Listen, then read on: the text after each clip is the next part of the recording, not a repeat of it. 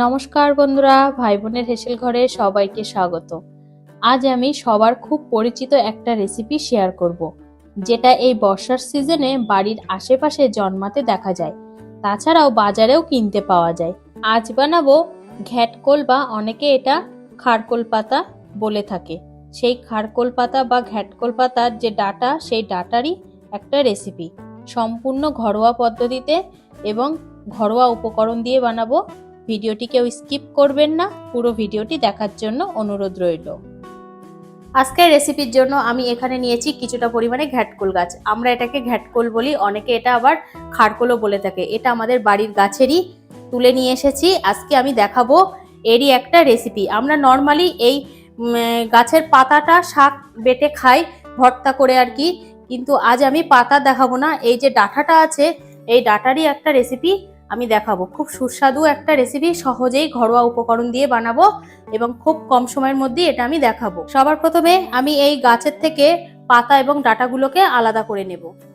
এখান থেকে এই পাতাগুলো আমি একটা ছুরির সাহায্যে কেটে নেব। কেটে পাতাগুলো প্রথমে আলাদা করে নেব।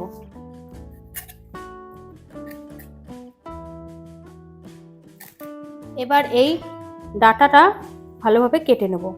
এর গায়ে একটা হালকা আঁশ থাকে, সেটা এইভাবে এই যে তুলে নেব।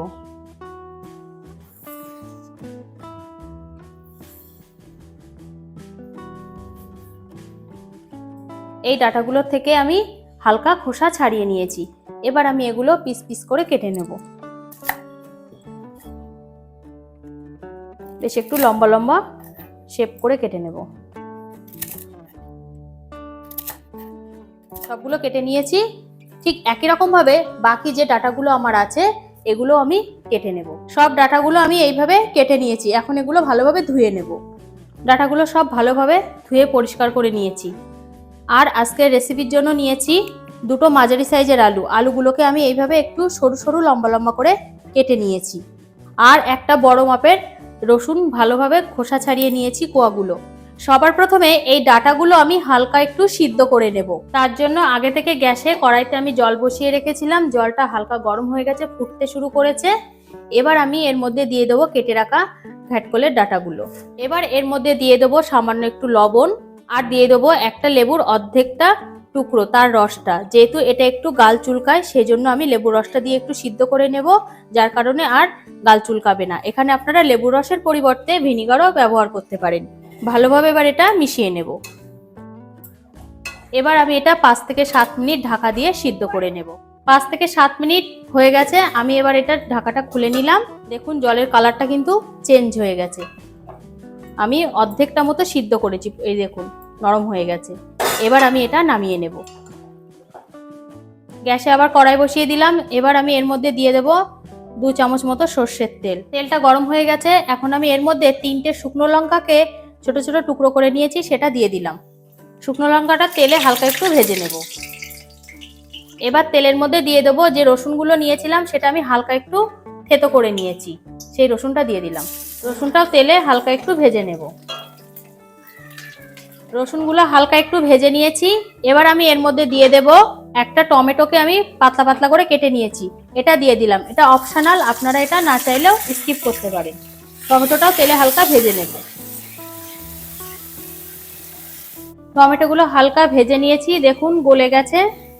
এবার আমি এর মধ্যে দিয়ে দেব সরু সরু করে কেটে রাখা আলুর টুকরোগুলো। দিয়ে দিলাম আলুর পরিমাণে 1/4 চামচ লবণ, 1/4 চামচ হলুদ গুঁড়ো। ভালোভাবে এবার আলুটা তেলে ভেজে নেব। আলুগুলো 1 থেকে 1.5 মিনিট আমি ভেজে নিয়েছি। এবার আমি এর মধ্যে দিয়ে দেবো সিদ্ধ করে রাখা ডাঁটাগুলো। ডাঁটাটাও ভালোভাবে তেলের সাথে নাড়াচাড়া করে নেব।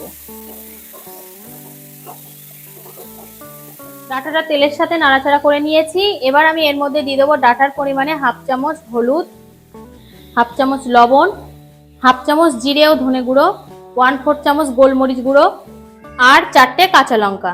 ঝালটা অবশ্যই নিজেদের স্বাদ বুঝে দেবেন, তবে এই রেসিপিটাই একটু ঝালঝাল হলে খেতে ভালো লাগে। এবার সবকিছু আমি ভালোভাবে মিশিয়ে নেব।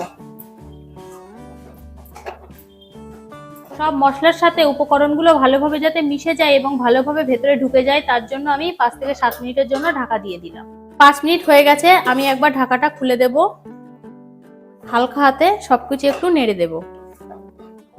ঢাকা দেওয়ার সময় অবশ্যই গ্যাসটা কিন্তু মিডিয়াম টু লোতে রাখতে হবে। এই ডাটা দিয়ে অনেক রকম রেসিপি বানানো যায়, সব থেকে বেশি সবাই খায় ডাটার চচ্চড়িটা। আজ আমি কিন্তু এই চচ্চড়ি না, এই যে রেসিপিটা বানাচ্ছি একটু অন্যরকম, খেতেও কিন্তু বেশ ভালো লাগে। আপনারা চাইলে এটা অবশ্যই করতে পারেন। আবারও আমি 3 থেকে 4 মিনিটের জন্য ঢাকা দিয়ে দেব। এইভাবে ঢাকা দিয়ে দিয়ে করলে সব উপকরণগুলোর ভেতরে মশলাটা ভালোভাবে ঢুকে যাবে এবং এটা কিন্তু খেতেও খুব ভালো লাগবে।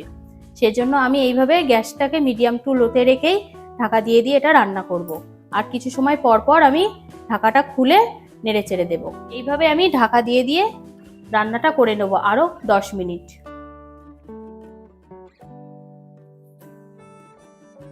10 মিনিট হয়ে গেছে, আমি এবার ঢাকাটা খুলে নিলাম। আবার হালকাভাবে একটু নেড়ে দেব।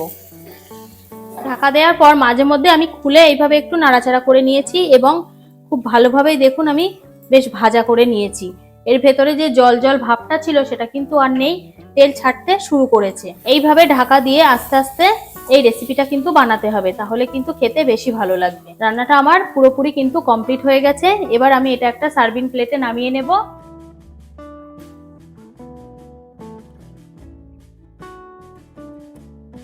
রেডি হয়ে গেল আজকের রেসিপি ঘাটকোলের ডাটা ভাজা। এটা এখন গরম গরম ভাতের সাথে খেতে কিন্তু দারুণ লাগবে।